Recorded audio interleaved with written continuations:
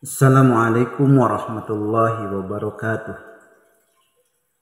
A'udzu billah, bismillah, alhamdulillah, wassalatu wassalamu ala rasulillah Muhammad ibn Abdullah wa ala alihi wa sahbihi wa mawalah, amma ba'd. Pada salam wal ihtiram, kita panjatkan puja senarang puji kepada hadirat Allah Subhanahu wa taala yang telah memberikan nikmat kepada kita, nikmat iman, nikmat Islam, nikmat ihsan. Hadirin sekalian yang dirahmati Allah, pada kali ini saya akan menjelaskan tentang landasan magnet rezeki. Jadi rezeki itu seperti air bah ya. Air bah, air hujan. Ia turun dari atas langit untuk semua manusia di bumi. Begitulah datangnya rezeki dari Allah. Jadi siapapun yang ada di bawahnya pasti akan mendapatkan rezeki dari Allah Subhanahu wa taala. Setahun sekali kita akan merasakan nikmat ya. Nikmat bulan Ramadan, bulan penuh keberkahan yang Allah berikan kepada umat Islam. Di bulan suci ini kita biasanya mengurangi aktivitas bisnis karena sadar Ramadan berkaitan erat dengan rezeki. Bagi mereka yang tidak berpikir positif, rezekinya saat ini sedang ditahan Allah Subhanahu wa taala. Bagi Anda yang membaca buku kajian magnet rezeki tentu berbeda. Anda akan bahagia gitu ya. Bagi Anda yang mendengarkan kajian magnet rezeki tentu berbeda. Anda akan bahagia dengan datangnya bulan suci ini karena Ramadan akan membuka pintu rezeki.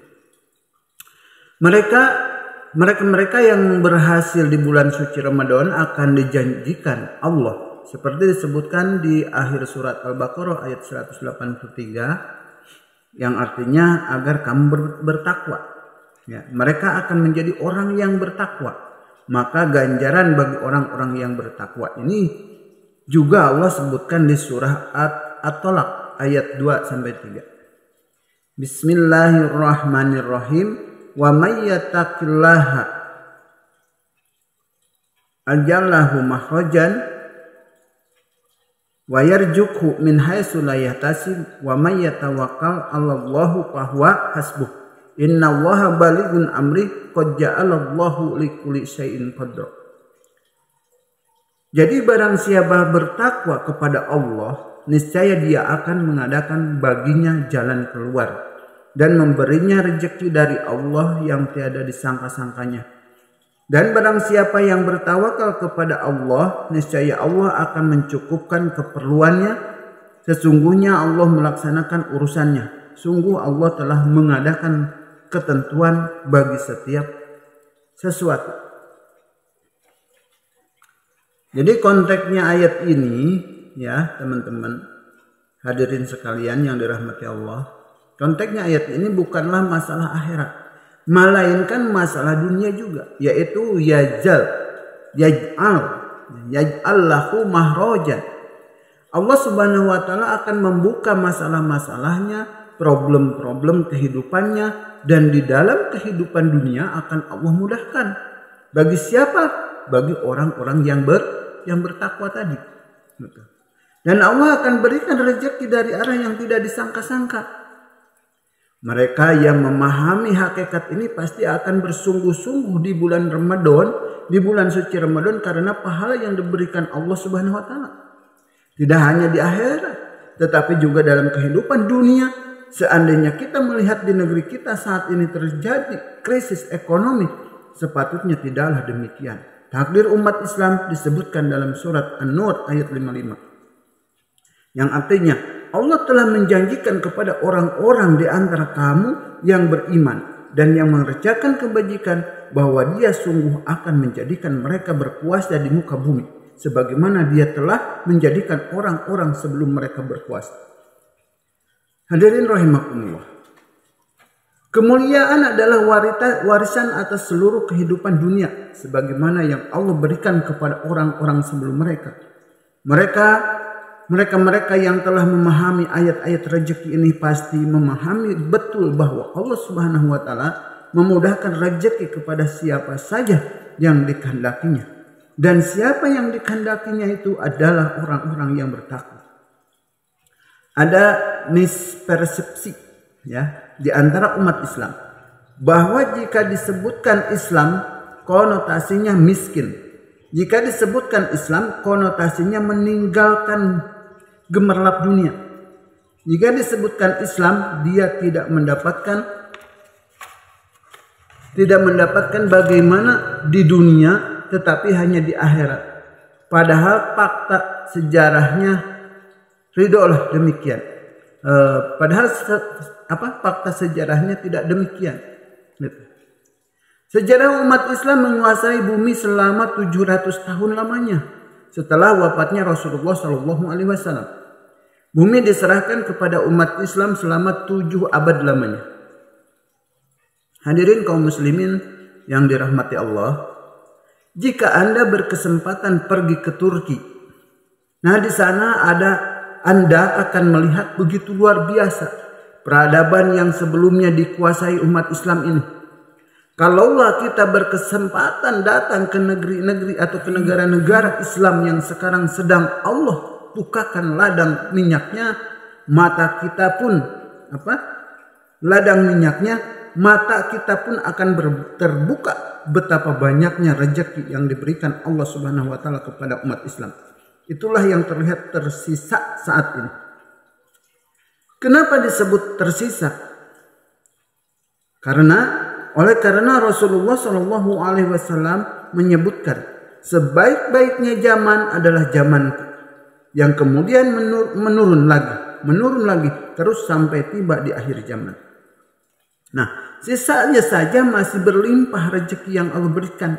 Faktanya di dalam buku fikih ekonomi yang ditulis oleh Dr. Jaribah disebutkan bahwa nilai kekayaan para sahabat Rasulullah Shallallahu Alaihi Wasallam itu bermiliar-miliar. Misalnya Umar bin Khattab radhiyallahu an 70.000 properti berupa ladang pertanian.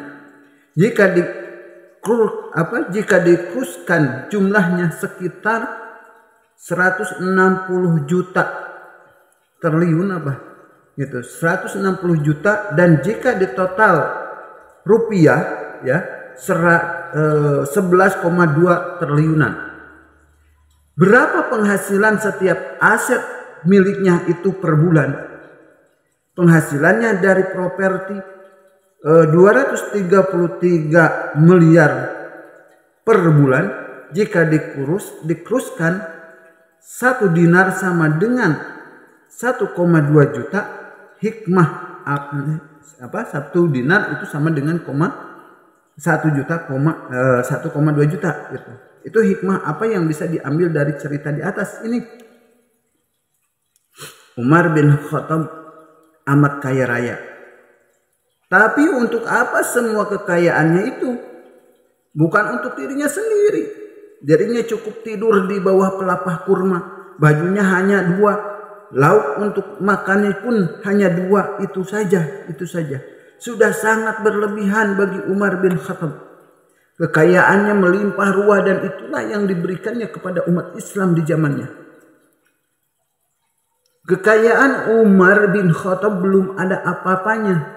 Ada sahabat Rasulullah SAW yang lebih kaya daripada Umar, yaitu Abdurrahman bin Auf radhiyallahu anhu. Dalam sejarahnya beliau sangat profesional, sangat fenomenal. Jika melihat sebuah batu dan beliau mengambil lalu membukanya, di dalam batu itu akan ada emas. Masya Allah. Inilah keajaiban pada masa itu. Di dalam batu itu bisa tersimpan emas karena Allah Subhanahu wa taala Maha memindahkan segala jenis harta yang kecil di dunia. Itu mudah bagi Allah. Jika dibandingkan dengan seluruh alam semesta, bumi ini lebih kecil daripada debu. Jadi emas yang datang kepada Abdurrahman itu kecil bagi Allah. Para sahabat menyaksikan semua keajaiban yang terjadi hingga pada akhirnya kekayaan beliau melebihi kekayaan sahabat-sahabat Rasulullah SAW yang lain. Itulah kisah Abdurrahman yang sampai sekarang masih dibicarakan. Hadirin rahimakumullah. Sahabat Rasulullah SAW yang lain adalah Utsman bin Affan radhiyallahu anhu. Meskipun sudah meninggal, rekening atas nama Utsman bin Affan masih ada di salah satu bank di Saudi Arabia. Uangnya pun ada dan masih terus berkembang. Sekarang fakir miskin yang ada di sekitar Madinah dan Mekah mendapatkan uang dari rekening tersebut. Masya Allah. Kerajaan Saudi pun bahkan akan membangun satu hotel yang memang dianggarkan dari dana Utsman bin Affan tersebut. Insya Allah. Kalau disebutkan ada kalangan sufi yang juhud dan meninggalkan dunia, itu benar. Karena keimanan yang sudah sampai pada taraf tinggi. Mereka menyedekahkan seluruh hartanya kepada Allah Subhanahu wa Ta'ala. Akan tetapi sebelum semua itu terjadi, mereka telah melakukan amalan-amalan dunia yang sangat bermanfaat bagi manusia lain. Apa yang bisa kita artikan dari kisah ini? Sebuah hadis menyebutkan, sebaik-baiknya kalian atau sebaik-baiknya orang adalah yang bermanfaat untuk manusia yang lain. Maka bermanfaat untuk manusia yang lain di sini adalah dalam konteks bersosial, berbisnis dan berusaha. Seorang pemimpin yang memiliki 100 karyawan adalah khairun nasi afa'u minas. Seorang yang berdagang kemudian dagangnya itu memberikan manfaat buat orang lain, dikatakan memberi manfaat buat orang lain, ampa'uhum linas, menjadi syarat keimanan sebelum masuk ke taraf di atasnya, yaitu juhud, ya, meninggalkan seluruh kehidupan dunia. Namun dalam sejarah disebutkan bahwa 10 dari sahabat Rasulullah Shallallahu Alaihi Wasallam yang dijamin masuk surga hanya 1 orang yang miskin.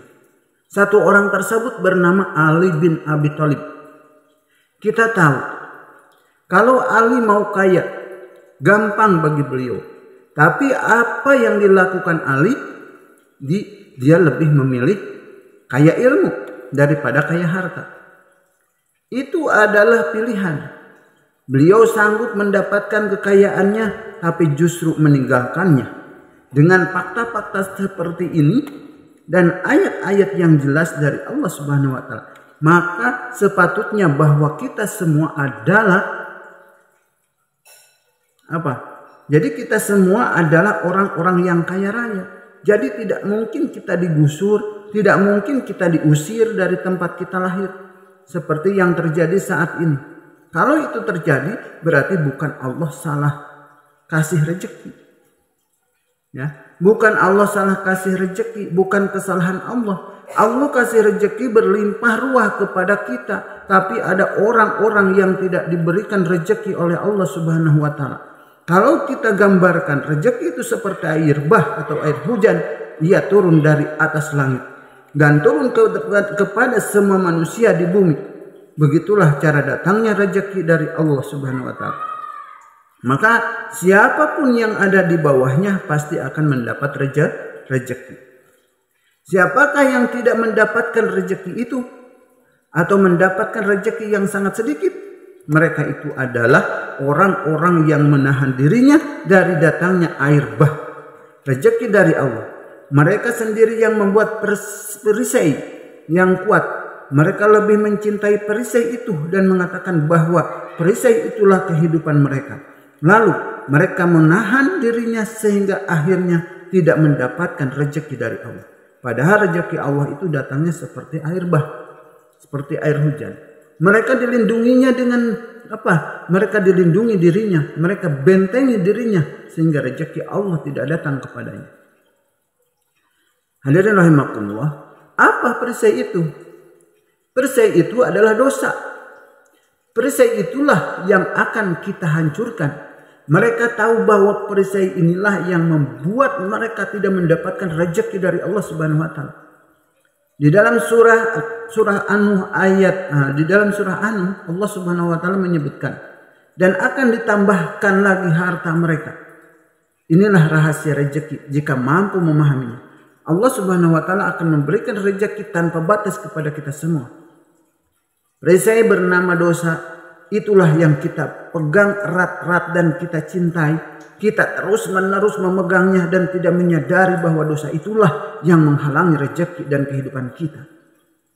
Coba lepaskan dosa itu dan mintalah ampun kepada Allah, meminta diangkatkan perisai itu dari diri kita. Allah Subhanahu wa taala Maha Pengampun bagi seluruh dosa hambanya. Kalau perisai dosa itu sudah dibuka, dibuang, hujan yang lebat dari atas langit akan diturunkan untuk kalian. Hujan itu berupa rezeki, melimpah ruah untuk mereka yang mau bertobat dan membuang perisainya. Masya Allah, tidak ada putus-putusnya hujan itu dan akan ditambahkan lagi harta mereka. Sebagaimana disebutkan dalam surah Nuh ayat 12 yang artinya, dan dia memperbanyak harta dan anak-anakmu dan mengadakan kebun-kebun untukmu dan mengadakan sungai-sungai untukmu. Nah, disebutkan anak-anak tidak saja disebutkan anak-anak tidak saja berarti anak biologis, tetapi bisa juga anak-anak cabang dari kegiatan usaha. Dan Allah berikan kalian tambahan, ya.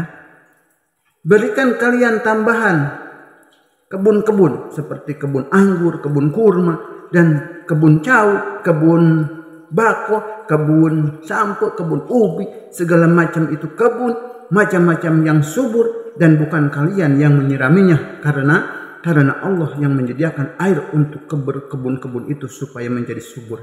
Masya Allah, ini adalah janji Allah. Ya. Ini adalah janji Allah kepada seluruh hambanya. Janji Allah bagi mereka yang memahaminya, maka Allah Subhanahu wa taala akan melimpahkan rezeki kepadanya. Sekarang bertanyalah, atau pertanyaannya, berapa cinta kita pada dosa kita? Seberapa cinta kita pada bulan suci Ramadan? Kalau kita cinta pada Ramadan, kita akan bersungguh-sungguh sampai di hari terakhir Ramadan. Akan tetapi kalau kita lebih cinta pada dosa kita, paling di minggu pertama saja kita bersemangat. Itulah sebabnya mengapa Rasulullah SAW bersabda, barang siapa yang berpuasa di bulan suci Ramadan dengan penuh keimanan dan penuh perhitungan, maka akan diampuni dosa-dosanya yang telah lalu. Maka seperti ketika melewati jalanan yang ada duri, ada paku, dia akan menjalani hidupnya dengan sangat hati-hati. Itulah ciri orang yang betul-betul menikmati datangnya bulan suci Ramadan. Dia sangat berhati-hati, dia menjaga mata, menjaga telinga, menjaga mulut, menjaga hati, menjaga mata dari pandangan yang kira-kira maksiat, telinga mendengarkan dari pendengaran dari musik-musik atau lagu-lagu atau nada-nada yang sekiranya maksiat, mulut menjaga dari omongan-omongan kotor atau menggunjingkan orang lain, memfitnah, hati iri dengki dijaga, dan pikiran juga. Dia tidak akan berpikiran macam-macam. Maka kata Rasulullah SAW, orang yang seperti ini akan dibukakan semua perisai dosa-dosanya oleh Allah Subhanahu wa taala. Ada banyak sekali kisah yang Allah berikan untuk kita. Betapa Allah dengan sangat mudah memberikan uang triliunan rupiah buat seorang hambanya. Seperti yang terjadi pada milik masjid Kubah Emas di Depok, ya. Wallahu alam. Dengan cerita apapun yang ada di baliknya, saya percaya bahwa kalau mau kasih rezeki, Allah ya seperti itu. Adalah perkara mudah baginya untuk memberi rezeki kepada kita. Jika kita percaya bahwa rezeki itu kita sebatas gaji UMR, atau jika kita percaya bahwa rezeki kita hanya 5 juta rupiah per bulan, atau 5 juta atau 15 juta per bulan, tetapi Ibu Diana Mahri, sang pemilik masjid Kubah Emas, sangat yakin bahwa rezeki Allah maha tak terbatas. Mudah bagi Allah kasih uang triliunan, maka itu Allah berikan kepada Ibu Diana untuk mendirikan masjid Kubah Emas itu. Jika kita juga tidak butuh, atau kita juga tidak butuh banyak-banyak, kita membutuhkan 30 juta aja sebulan untuk hidup yang baik. Akan tetapi selama ini yang kita lakukan untuk 30 juta atau sampai 50 juta itu sebulan itu bergantung kepada manusia lain. Kalau kita cinta pada dosa kita, untuk mendapatkan uang 3 juta saja rasanya terlalu berat karena kita masih memiliki perisai dosa. Gitu. Jangankan 3 juta, 100.000 sehari kalau kita banyak dosa, banyak ngeluh, banyak banyak luhlah lah gitulah, itu tidak akan, uang itu tidak dapat. Oke, untuk urusan rezeki dan magnet rezeki cukup sampai di sini dulu. Nanti akan dilanjut lagi kemudian hari. Semoga kita ada sumur di ladang, bolehkah kita menumpang mandi? Ada sumur umur yang panjang, bolehkah kita berjumpa kembali? Wabillahi taufiq wal hidayah. Wassalamualaikum warahmatullahi wabarakatuh.